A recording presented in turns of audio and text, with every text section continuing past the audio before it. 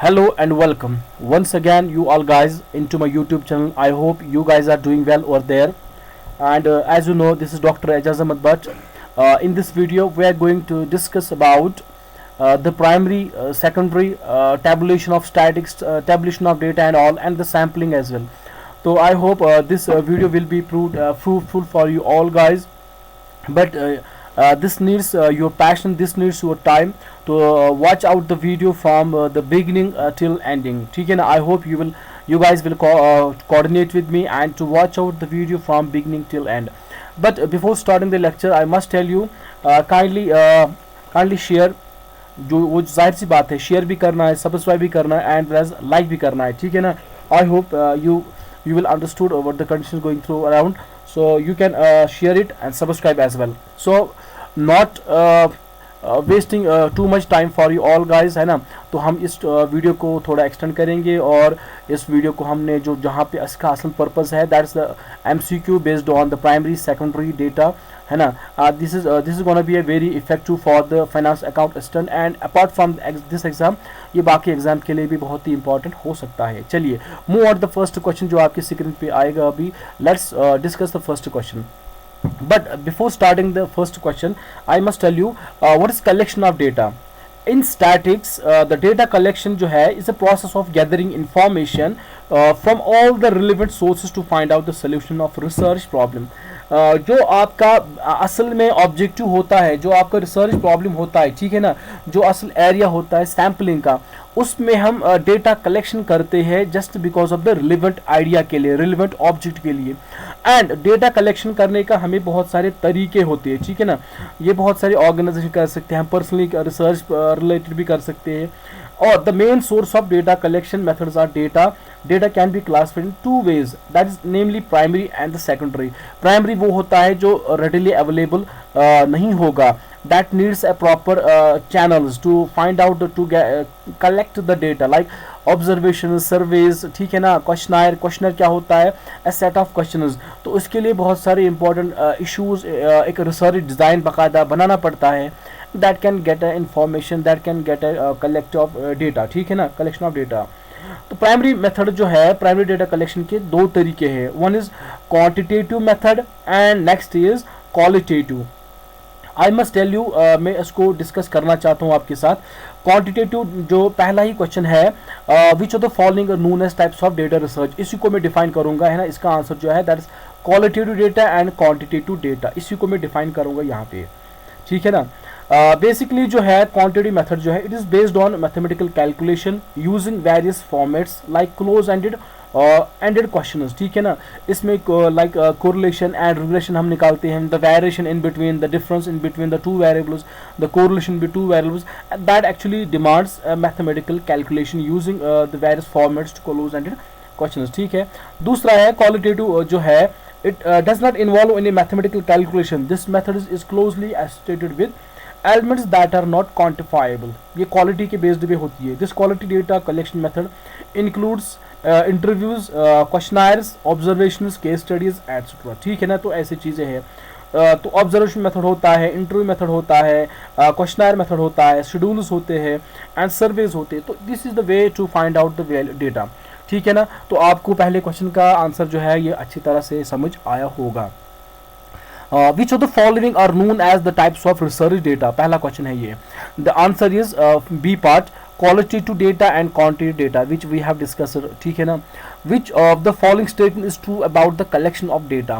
कौन सा ऐसा डेटा जो है जो ट्रू है about the data है? The data is collected from the place of origin is known as primary data. जाहिर सी बात. Next question. Which of the following statements is true about the source of data? The answer is first, like the data of source that is collected and compiled by others is known as secondary data. इनमें से कौन सा ऐसा option है जो true है? देखिए, secondary data जो है वो डेटा अवेलेबल होता है मार्केट में, which is already being collected, which is already compiled by others for their own purpose. Then we have review of their way of their methods, their way of collection of data, या their conclusions just because of our own purpose. तो उसे कहते हैं हम secondary data. तो उसके for example तरीके हैं, जैसे है बुक्स है है ना. These are the sources of secondary data. Books है, न्यूज़पेपर्स है, ये जो न्यूज़पेपर्स है, तो ऐसे मैगजीन्स है, जर्नल्स है, these are the sources of secondary data. Next question, which of the following statements true about data in research. देखिए 4 ऑप्शन आपके पास है, चारों को पढ़ना है बाकायदा. The data is used for research in is quantitative. No. The data used for research can be qualitative but never quantitative. नहीं, वो दोनों होनी चाहिए ना. The data used for research can be both quantitative and qualitative. The answer is C part. ठीक है ना, बहुत ही अच्छी तरह से मैं आपको समझा रहा हूँ. आई होप कि you will enjoy this video. Which of the following statements is not true about the collection of data. इनमें से कौन सा ऐसा ऑप्शन है that is not true about the collection of data. देखिए 4 ऑप्शन आपके पास पड़े हैं. In the structured interview the interviewer asks a set of pre-planned questions in a standard format. No. ठीक है. Next question, next answer. In the observation method the researcher collects the data with the help of their observational skills. नहीं, ये बात भी गलत है. In an indirect interview the investigator directly ask the informants from the for the data. जाहिर सी बात है, वो प्लान होता नहीं है, वो एकदम से जाएगा and just ask the questions for the, ठीक है ना, just to ask the questions for his purpose. The next point is here. The next question is coming here. Question number 6 coming here from the collection of data. ठीक है ना, उसके बाद दूसरा portion होगा. Which of the following is an accurate representation of process of conducting research. कौन सा accurate ऐसा प्रोसेस है for the representation of conducting research. देखिए इसका आंसर जो है the first is the formulation of hypothesis proceeds the collection of data. Since those who are not background of having not the background of research, उनको बताना चाहूँगा मैं hypothesis क्या होती है. हाइपोथेसिस एक तरह की एजम्पशन होती है. इधर इट विल बी प्रूव्ड, इधर इट विल बी डिसप्रूव्ड. ठीक है ना, डिपेंड करता है कंडीशंस पे. अगर नाल हाइपोथेसिस या अल्टरनेट हाइपोथेसिस हो तो डिपेंड करती है कि कौन सी एक्सेप्ट हुई, कौन सी डिसप्रूव हुई है. ठीक है ना, तो ये रिसर्च का कंसेप्ट है, तो यहाँ पे भी इसको डिस्कस ना करें हम, तो दैट इज गुड. क्या होती है, तो दूसरे question number 7, which of the following statement is true about the census. ठीक है ना, कौन सा ऐसा है आंसर है जो ट्रू है अबाउट सेंसस. देखिए census involves a process of choosing a few units out of the entire population for collecting data. ये टोटली रॉन्ग है. The census involves a process of organizing and publishing the data. No. The census involves a process of collecting data from each and every unit of this area of a population. ठीक है ना, population को या from the universe या कोई country एक start करती है to the whole area, जो country का area total होता है तो वहाँ पे collection होती है. That is said to be the whole population. ठीक है ना, every unit of a population. Question number 8, what is the meaning of cluster sampling. Cluster sampling किसे कहते हैं. ये जो प्रोसेस होती है, ये सैम्पल्स होती है for studies obtained through conscious selection, उसको कहते हैं हम cluster sampling. Next question, which of the following situations is suitable for direct personal investigation. कौन सा ऐसा है वे है सिचुएशन है सूटेबल फॉर डायरेक्ट पर्सनल, कौन सा ऐसा होता है. इसके ऑप्शन 4 दिए हुए, तो इन चारों में से the answer is B. It is suitable when the information is information to be collected is complex and confidential. जाहिर सी बात है, तो तब जाके अगर डायरेक्ट पर्सन हो, why do we go and ask a question is directly to the person, because it's sometimes it's a complex, it's a confidential, because till it not gets properly compiled, not gets properly verified, till that we cannot disclose the information from the same person. ठीक है ना, तो इसको confidential कहा जाता है, इसको complex कहा जाता है, तो फिर उसको डिकोड करना पड़ता है, तो that needs a properly editing, coding, decoding and everything. That's the method of tabulation. ठीक है ना. Question number 10, Which of the following is the drawback of the direct personal investigation. कौन सा ऐसा है. That's the answer is second.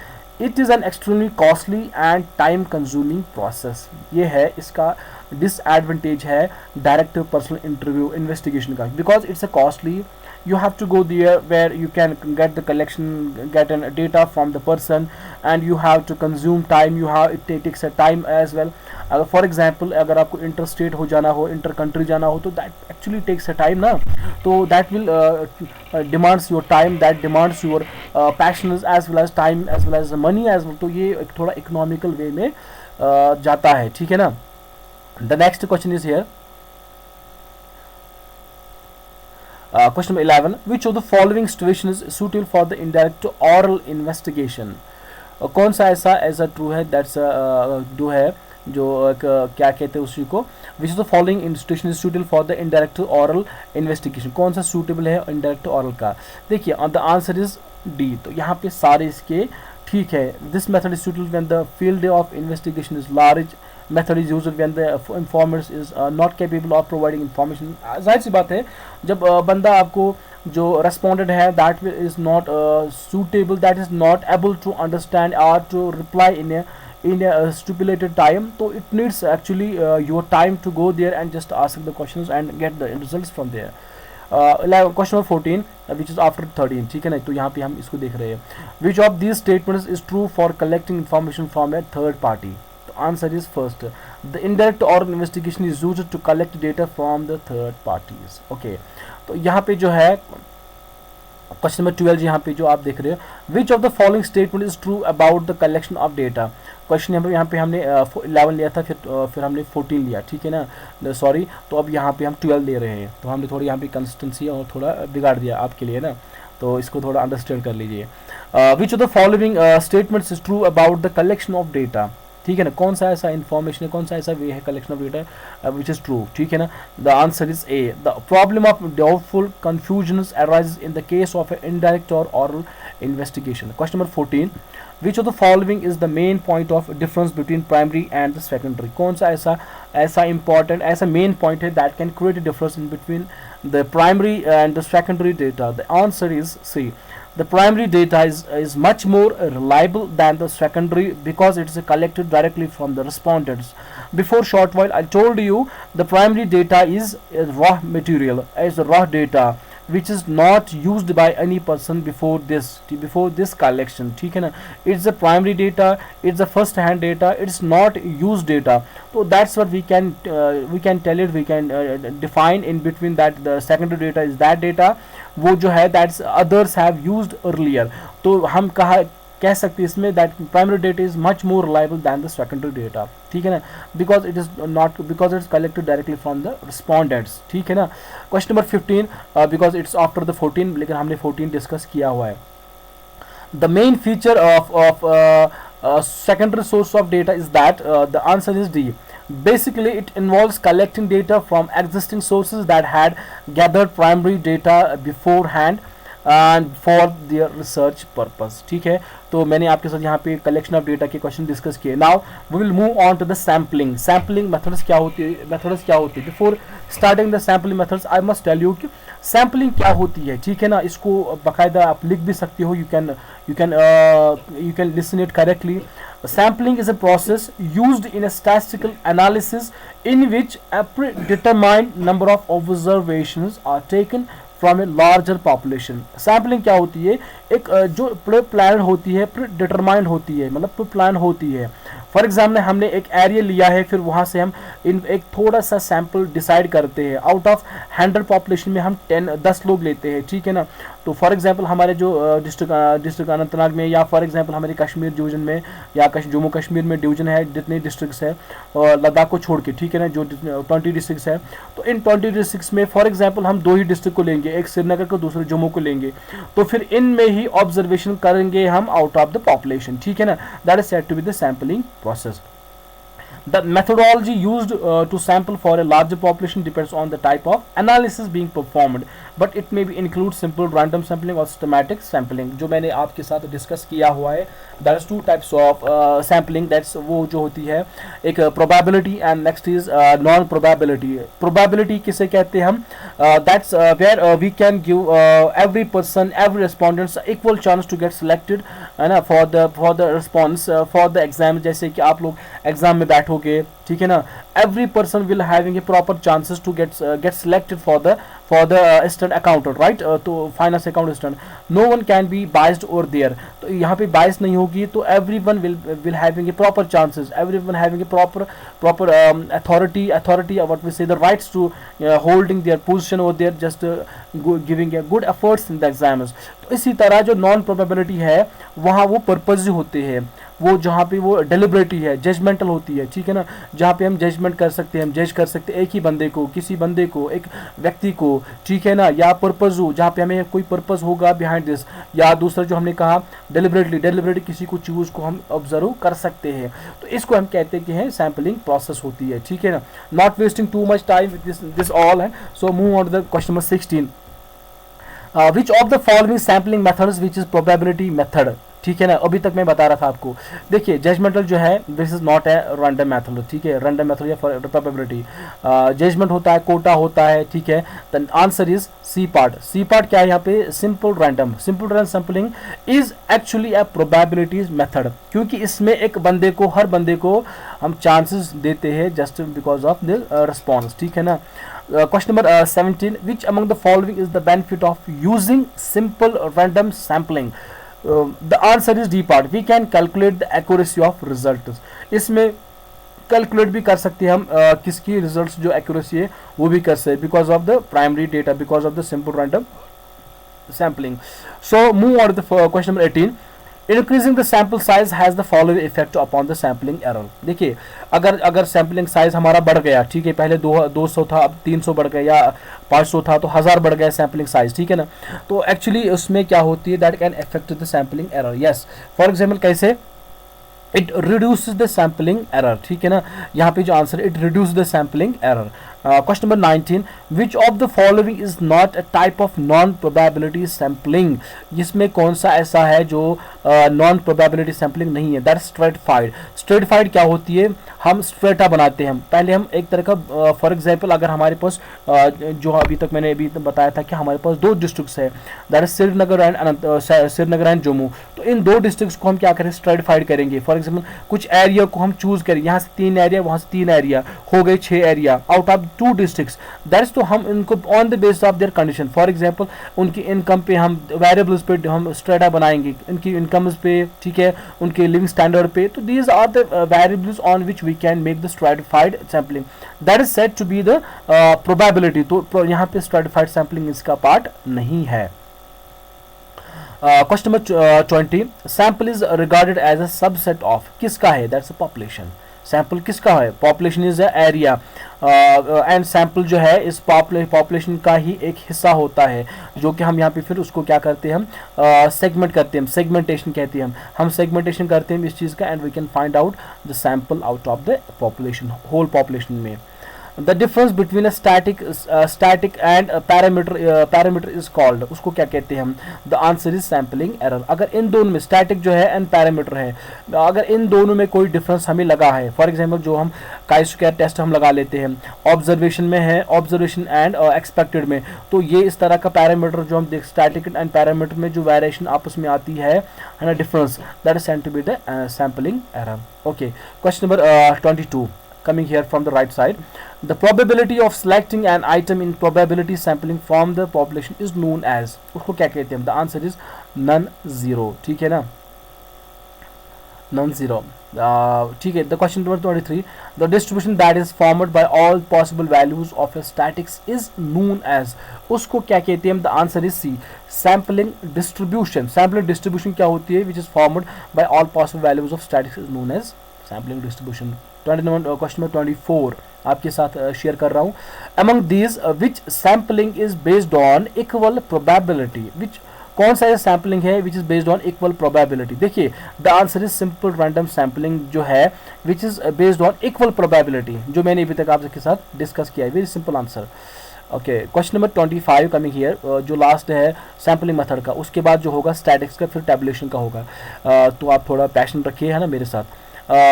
The difference between the expected value of static and the value of a parameter is being estimated is called, उसे कहते हैं हम बायस। जो बायस होता है, क्योंकि बायस क्या होती है, फॉर एग्जांपल जो सैम्पलिंग एरर में होती है, स्टैटिक नहीं होता है, जो हम पैरामीटर में हम क्या डिफरेंस बना लेते हैं, it's because of own purpose that said to be the bias, ठीक है। I hope you have understood well these types of questions from the sampling and the collection of data. Now coming move on to the statics, जो portion आप आएंगे यहाँ पे statics के MCQ, उसके बाद जो होगा दूसरा portion that is based on the tabulation. So move on the first condition, Question number first, which of the following values is used as a summary measure for a sample, such as a sample mean? उसको क्या कहते हैं? The answer is sample static. अभी जो हाल ही में हमने discuss किया.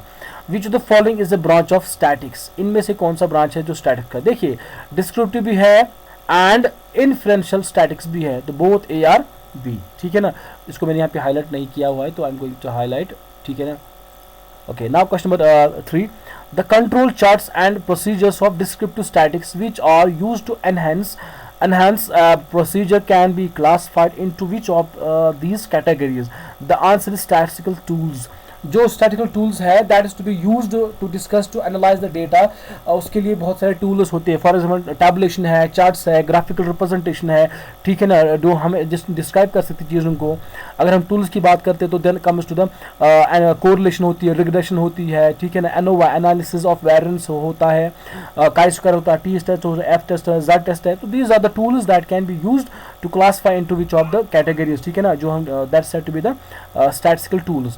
Now coming the question number 4, which of following can be represented as sample statics? ठीक है ना, the answer is Roman letters. To which of following options do individual respondents, focuses, groups and panels of respondents belong? कौन सा? The answer is primary data sources. जो है ये individual जो respondents है ये फोकस करता है ग्रुप्स पे या पैनल्स पे रेस्पॉन्डेंट्स बिलोंगिंग. ठीक है ना, पर्टिकुलरली. क्वेश्चन नंबर 6 जो है, what are the variables whose calculation is done according to the weight, height and length known as? उसको क्या कहते हैं? The answer is C, continuous variables. जो है देखिए कंटिन्यूस वेरिएबल जो है इसको हम एक तरह का काउंट कर सकते हैं, इसको हम मेजर कर सकते हैं in terms of calculation of weight, height and length. जो वेट है ये बढ़ भी सकता है, कम भी हो सकता है, हाइट बढ़ भी सकती है, लेंथ बढ़ सकती है किसी एरिया की. तो इसे कंटिन्यूस वेरिएबल्स, ये फ्लो चार्ट वेरिएबल नहीं है, मेजर वेरिएबल्स नहीं है, डिस्क्रीट वेरिएबल्स नहीं है. ठीक है ना, बहुत सबको यहाँ डाउट होगा कि ये मेजर वेरिएबल है, but it is not, is a continuous variables. ठीक है ना. क्वेश्चन नंबर 7 आपके साथ डिस्कस करने वाले हैं. Which method use to examine inflation rate, anticipation, unemployment rate and capacity utilisation to produce product? Is the answer is forecasting technique. Forecasting technique क्या होती है? It's assumption is like the prediction about the future. कि अगर for example examine कर सकते हैं कि inflation, अगर इन्फ्लेशन बढ़ गया तो किस तरह की कंडीशन होगी, अगर अनएम्प्लॉयमेंट हो सकती है, रेट है, capacity utilisation to produce products. इन सारी चीज़ों को हम बाकायदा पहले से हम प्लान कर सकते हैं. And can counter attack. For example जैसे कि company the statistical institutions of India है, इज हेडक्वार्टर इन दिल्ली, या इनके पास पूरा डेटा है, तो वो अकॉर्डिंगली रिएक्ट करते हैं कि हमारा जो जीडीपी है, पर कैपिटा इनकम है, कितना वेरिएबल है ये, कितना फॉर एग्जांपल फ्लक्चुएटेड है ये, कितना स्टैटिक है ये. तो उसी अकॉर्डिंगली बजट भी आ जाता है. कल को जो बजट आने वाला है, हाल ही में आ सकता है, तो उसको उसी बेस्ड होती है. ठीक है ना. क्वेश्चन नंबर 8 है, specialised process such as graphical and numerical methods are utilised in which of the following? The answer is descriptive statics. ठीक है ना. क्वेश्चन नंबर 9 आपके साथ है at the right side. Okay, what is the scale applied in statics which imparts a difference of magnitude and proportions is considered as? that's a ratio scale. ratio scale जो है applied होती है statics में और impart करती है difference magnitude and proportions, उसे कहते हैं हम ratio scale. ठीक है. the answer is C. review of performance appraisal, labor turnover rates, planning of incentives, training programs and the examples of which of following? ये जो आंसर है statics in personal management, because this all comes around the HRM जो है. ठीक है ना, ये HRM में पूरी सारी जो आती है ह्यूमन रिसोर्स मैनेजमेंट में आती है. फॉर एग्जांपल एक appraisal of performance of a person, performance of appraisal है, लेबर टर्नओवर है, ठीक है, रेट्स है, सैलरीज है, प्लानिंग है, कमीशनर्स है, जिसमें हमने कहा इंसेंटिव्स है, एंड ट्रेनिंग, एंड उनके पास ट्रेनिंग बाकायदा to make them handy, to get a good out of them. This all about the HRM. ठीक है ना, स्टैटिस्टिक्स इन पर्सनल मैनेजमेंट. ठीक है ना, इट कम्स अराउंड, ये जो है statistics in personal management, it comes around, जो इसमें आती है क्या कहते हैं उसको HRM. ठीक है ना. नेक्स्ट इज टैबुलेशन जो है, नेक्स्ट पॉइंट है. टैबुलेशन में क्या करते हैं हम लोग? टैबुलेशन जो है it's a part of data, जो डेटा हमने कंपाइल किया हुआ है. तो उसके बाद फिर हम दूसरा पॉइंट जो यहाँ पे टैबुलेशन बनाते हैं. और टैबुलेशन के ऑब्जेक्टिव्स क्या होते हैं basically? What are the objectives of tabulation. But tabulation जो है ये systematic and logical representation of numeric data in rows columns to facilitate comparison and statistical analysis. देखिए इसके दो चार ऐसे ऑब्जेक्टिव्स होते हैं जो कि सबको पता है। I am going to discuss with you, है ना। अगर आपके पास टाइम है तो that's good for you all, because I am trying to giving you good knowledge out of my efforts, ठीक है ना, आउट ऑफ माई साइड। तो it's quite helpful for you all in future as well. First जो है objectives of tabulation, like मैंने जो भी कहा, इसके एम्स क्या होती है, टू सिंप्लीफाई कम्प्लेक्स डेटा, जो डेटा कम्प्लेक्स होता है उसको सिंप्लीफाई करने के लिए, to getting and proper understanding of from the viewers, ठीक है ना। The next to bring out the essential features of a data. असल में जो एम होती है डेटा कलेक्शन करके, उसके ऑब्जेक्टिव्स, उसको पर्पस जो होता है to making the understanding, to making understood well the all coming around, या जो पब्लिक जो है मार्केट में उनको बाकायदा अंडरस्टूड कराना। टू फैसिलिटेट कंपैरिजन कर सकते हैं, बिकॉज इन बिटवीन फॉर 2021 में, 2022 में, या 2020 या 2021 में कैसे टर्न हुआ सेल्स हुए कंपनी की, ठीक, उसको भी हम कंपैरिजन कर सकते हैं। पर्सनल लेवल पे हम देख सकते हैं कि 2020 में हमारा वेट कितना था, हाइट कितनी थी, तो इस चीज़ को लेके हम कंपैरिजन कर सकते हैं बिकॉज ऑफ डेटा, ठीक है ना। And to facilitate statistical analysis, अभी मैं कहा, and to save space. For example आपके बहुत सा बड़ा डेटा पड़ा हुआ है आपके लैपटॉप में, फॉर आपके फ़ोन्स में, आपके जो आपके पास डॉक्यूमेंट्री है, आपके पास बुक्स है ना, आपके पास जितनी भी स्टेशनरी टाइप के होते डेटा होता है, या बुक्स है, एक नोट्स होते हैं, उनको हम एक कंक्लूजन में लेके आते हैं, that said to be the analysis of data, that said to be tabulation. चलिए पहला क्वेश्चन जो आपके साथ है, what is the arrangement of data in rows and columns known as, उनको क्या कहते हैं? द आंसर इज टैबुलेशन, ठीक है ना। जो अरेंजमेंट करते हैं, the arrangement of data in rows and columns, I told you earlier, that is said to be the tabulation, not a classification. फिर हम क्लासीफाई करते हैं ऑन ऑर्डर बेस्ड करते हैं, ठीक है ना, that's a different thing. Next what is there, okay, when the quantitative and qualitative data are arranged according to a single features, what is the tabulation known as, उसको क्या कहते हैं हम? वन वे मेथड, ठीक है, not by rate. Question number 3, which function does not tabulation origin spot specify, ठीक है ना। the answer is A, the list of integers। Question number 4, what does the tabulation form exercise, ठीक है, the answer is fourth, matching process cycle. Matching process cycle जो है tabulation form of exercise है, ठीक है ना। Question number 5, what was the first tabulation method known as, Quine, McCluskey, McQuine, and none of the. इसका answer जो है none of the above है, इनमें से कोई भी है नहीं है टैबुलेशन मेथड का जो हम इस्तेमाल कर सकते हैं, किया हुआ है। The first method being applied for the tabulation of data is none is out of 3, ठीक है ना। What is the table where the variables are subdivided with interrelated features known as, उनको क्या कहते हैं? That is the answer is two way। यहाँ पे क्या था? The one way is here। what is tabulation known as, जो single feature में क्या है तो वन वे, तो यहाँ पे क्या है जो विद इंटरलेटेड डेटा, जो एक दो डेटा के या दो ईयर्स को हम इंटरलेटेड करते हैं, that's said to be the two way data. Question number 7 यहाँ पे है, in a tabular presentation what is summary and presentation of data, क्या होती है summary and presentation, उसकी क्या है, ठीक है। difference in a tabular presentation what is the summary and presentation of data with different non overlapping classes defined as, the answer is frequency distribution। frequency distribution distribute करते हैं frequencies को, ठीक है ना, as per their categories, as per their features, as per their characters, ठीक है ना, तो इनको हम distribute करते हैं।